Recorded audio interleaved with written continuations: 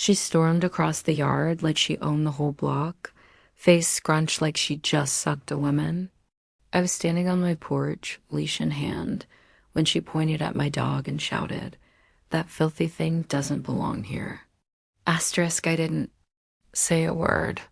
Rex, my service dog, sat calmly by my side, vest on, clearly marked. He was trained not to react. But I could see his ears twitch. He knew something was off. Asterisk, she didn't care. "This is a neighborhood, not a kennel," she barked, marching closer. "There are HO standards, and I will report you." Asterisk, I glanced at the small sign nailed to my fence. Private property, no trespassing, useless. Karen was already inside the gate. Asterisk, then it happened, fast and insane. She pulled a small spray bottle from her purse. Without warning, she bent down and sprayed Rex in the face. Asterisk, "Hey," I shouted, running over. Rex yelped and backed up, eyes blinking from the mist. Asterisk, Karen looked proud of herself. "Maybe next time you'll keep your wild animal indoors," she huffed. Asterisk, I stared at her, completely stunned. "He's a service dog," I said slowly, my voice low. "And you just broke federal law." Asterisk, she scoffed, rolling her eyes. "Oh, please, what law? It's my right to protect myself and my community." Asterisk, "No," I replied, pulling my phone out. "It's literally a felony to harm or interfere with a working service animal. You're going to regret this." Asterisk, she tried to swat my phone away. "You're just bluffing. People like you always think they know the law." Asterisk, but I wasn't bluffing. I had everything: security cam footage, Rex's certification papers, and the contact info of my lawyer.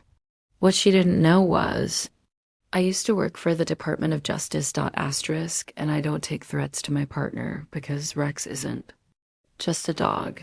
He's the reason I'm still alive, and I wasn't about to let this go.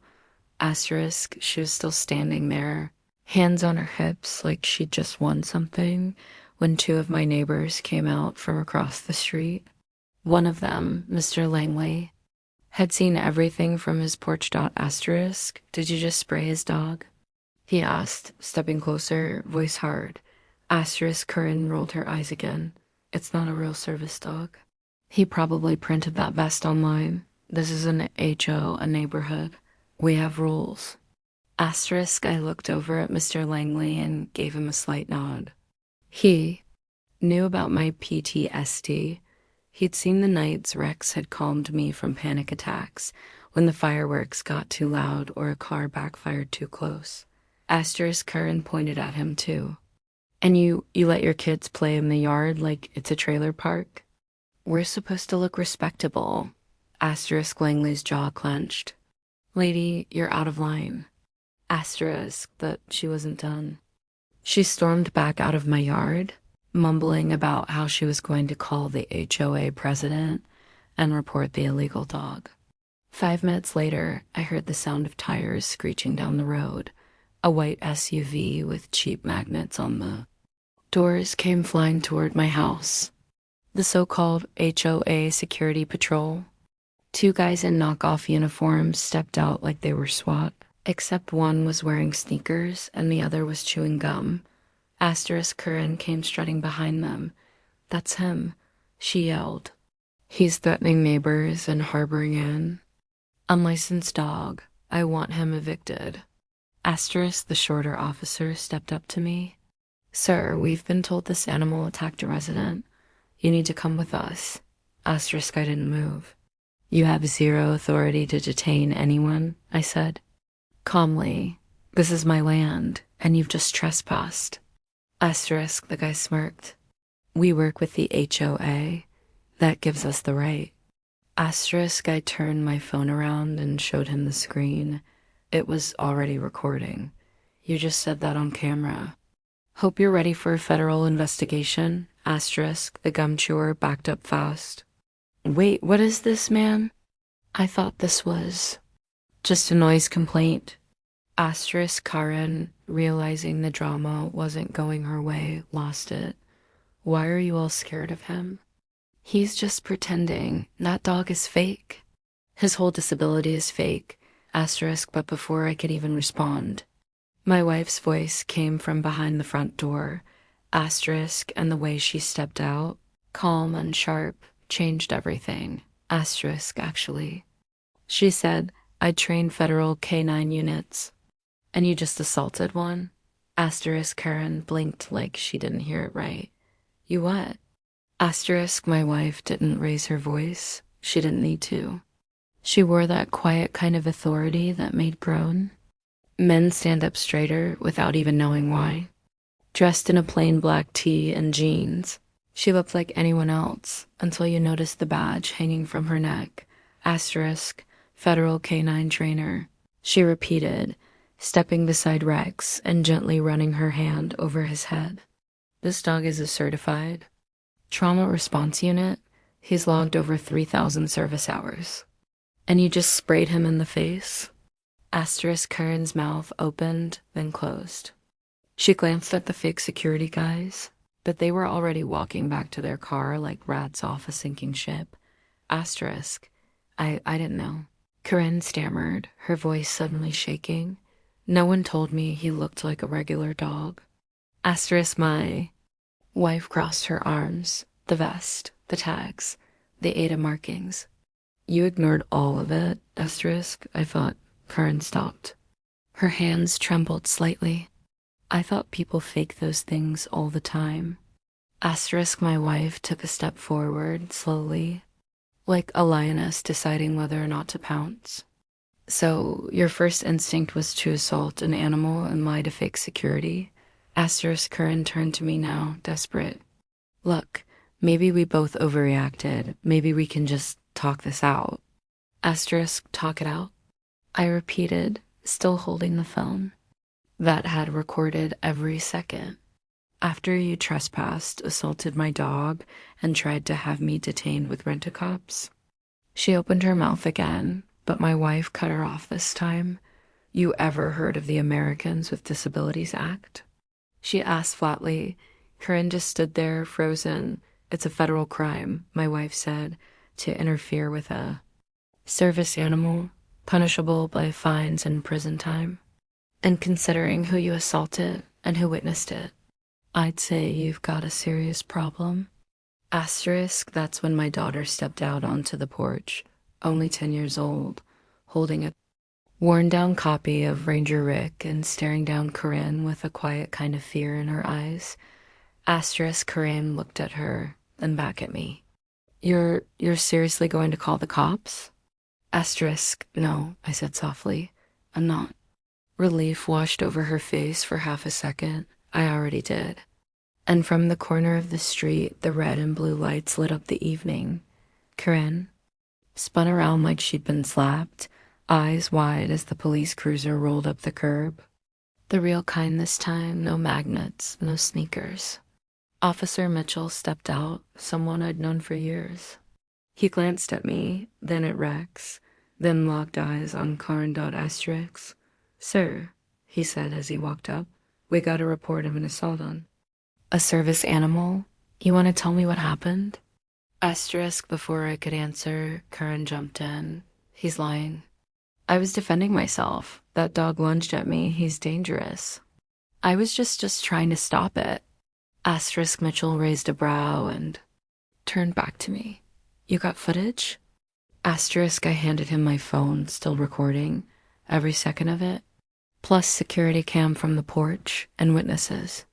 I nodded toward Mr. Langley, still watching from across the street with his arms crossed. Asterisk, Karen's panic was creeping in now. She stepped back, trying to spin the story. Wait, this is a misunderstanding. I didn't know the dog was real. I mean, not real, like government real. Asterisk, Mitchell ignored her. He pressed play, watched the part where she sprayed Rex, and whistled well. Well, damn, she even aimed right at him. Asterisk, Karen's voice cracked. I didn't mean to. I thought I was allowed. He was on my street. Asterisk, no, Mitchell said coldly. He was on his property. You crossed his gate, harassed him, and attacked a federally protected service animal. That's a Class C felony. Asterisk Karen looked like her legs might give out. A felony? No, no, no, this is crazy. You can't arrest me. I'm on the HOA board. Asterisk Mitchell blinked once, slow and unimpressed. Ma'am, the HOA isn't the government. And even if it was, it wouldn't give you the right to break the law. Then he said something that almost made me laugh out loud. You have the right to remain silent. I suggest you use it.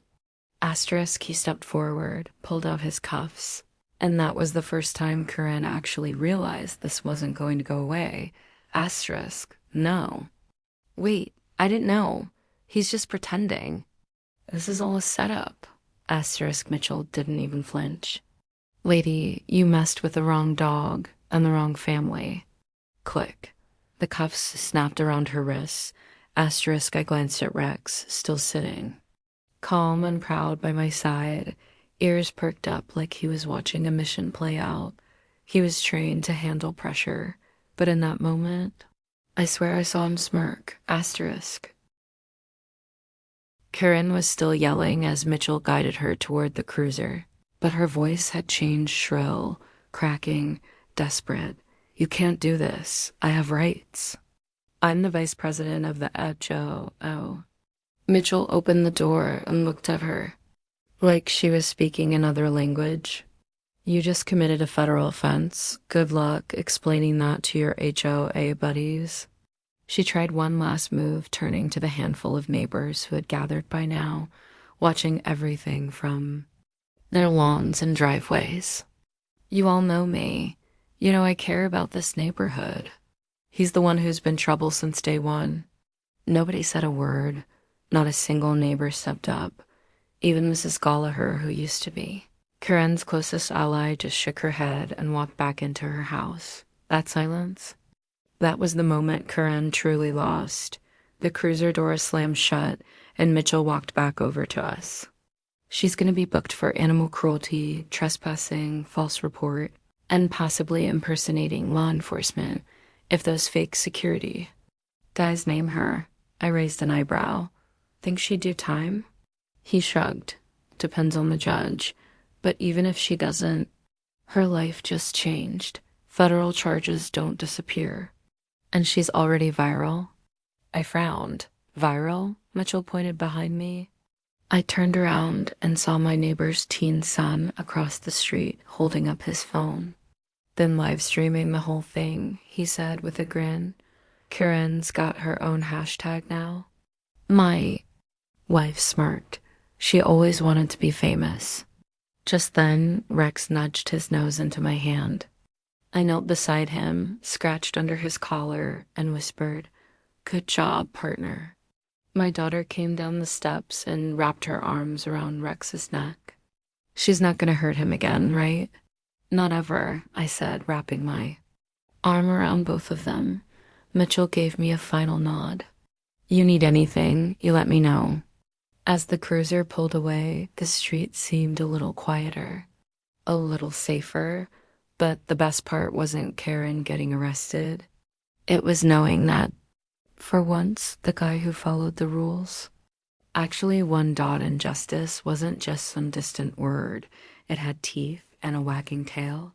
Week passed. Asterisk Corinne's house sat dark and quiet, blinds drawn like it was ashamed of itself. Word had spread fast between the arrest, the footage, and the charges filed. She had become the punchline of every neighborhood group chat.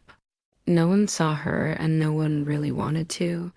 Asterisk HOA tried to distance themselves too. I got a letter in the mail, some half-hearted apology about unofficial actions taken by a now suspended member. They even waived my dues for the year. Like that would somehow make up for what happened. Asterisk didn't matter. I wasn't looking for a discount. I was looking for something real. Asterisk that came a few days later. When a black SUV pulled up in front of my driveway, this one clean government. Plates. A man in a dark suit stepped out. He looked straight, military square jaw, perfect posture, and eyes like radar. Asterisk, you John? He asked. Asterisk, I nodded. Rex stood beside me, alert but calm. Asterisk, the man smiled and reached into his coat, not for a weapon, but for a badge. Asterisk, Agent Russell, Doge Special Investigations. We reviewed the incident. Impressive way you handled it. I didn't say anything, just waited. You still have contacts in the bureau? He asked casually. Asterisk, I raised an eyebrow. A few. Asterisk, we're expanding a civilian integrated task force, he said. People with training. People who understand community pressure and how to handle high conflict situations without turning it into a mess. My wife stepped out onto the porch just then, arms crossed, listening silently. Russell nodded toward her. We've already reviewed her file too. Top marks. And your dog, frankly, one of the most disciplined I've ever seen. Asterisk, I looked.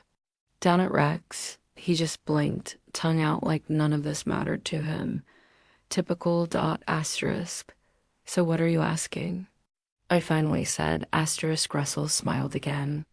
I'm asking if you're interested in helping people like you. People getting steamrolled by abusive power small town HOA tyrants. Neighborhood bullies with fake authority, corrupt boards. You'd be surprised how common this is. Asterisk, my wife spoke for the first time. You want us to go after people like Karen, but on a bigger scale? Exactly, he said. I looked back at the house, the porch where it all happened. The camera that recorded everything. The leash in my hand. Asterisk, I thought about the silence that followed Karen's arrest. The shift in the way my neighbors looked at me, with respect, with trust. Then I looked at Rex. He tilted his head and let out one soft bark. I nodded. I'm in. Asterisk, and just like that, what started as one woman's tantrum on my lawn turned into something way bigger. Asterisk, because when you stand your ground, protect what's yours, and stay calm in the face of madness, you don't just survive, you win, and sometimes you get recruited to help others do the same. 6 months later, I found myself parked outside a gated neighborhood, 3 states away, different street, same story. Another HOA board abusing power, another innocent family being harassed, another entitled Corinne trying to play sheriff in a town that didn't need one. Asterisk, only this time. We were ready. Asterisk, I adjusted my earpiece, gave Rex a quick pat, and stepped out of the SUV. My wife was already on the other side of the gate, walking casually with a clipboard in hand. We weren't undercover, not exactly. We didn't need to be. People like Karen always gave themselves away. Asterisk, they couldn't help it. The moment they saw someone standing tall, confident, unafraid, they had to knock them down. Asterisk, but now they were knocking on the wrong door. Asterisk, the operation ran smooth. We didn't use weapons. We didn't need to raise our voices. Just information, strategy, and the law wielded with precision. Cameras rolled. Forms were served. And by the end of the day, another board member had been exposed for financial fraud, and another victim had been protected from eviction based on fake citations and made-up rules. Asterisk, that night, as we drove back to the safe house, my daughter called. Asterisk, Dad, you coming home soon? Asterisk, couple more days, I said, smiling at the sound of her voice. Rex and I are wrapping up. Asterisk, she giggled. Did he save the day again? Asterisk, like always, I said. He even barked at a leaf that tried to attack me. Asterisk, from the passenger seat, my wife smirked. Fearless. Asterisk, I hung up, leaned back, and looked out the window at the quiet town rolling past. Asterisk, most people don't see the fights we step into now. They only see the results, the viral clips, the takedowns, the little victories that add up. But I see it all. Every time someone like Karen gets held accountable, every time a family sleeps in peace again, every time the law works for the people it was meant to protect. That's what makes it worth it. Because this isn't just about one dog, asterisk, or one driveway, or one Karen. It's about reminding America that justice doesn't wear a fancy suit, asterisk sometimes. It just wears a leash and a vest, asterisk, and walks beside you every step of the way until the fight is over, asterisk, in freedom, is finally left alone, the end asterisk.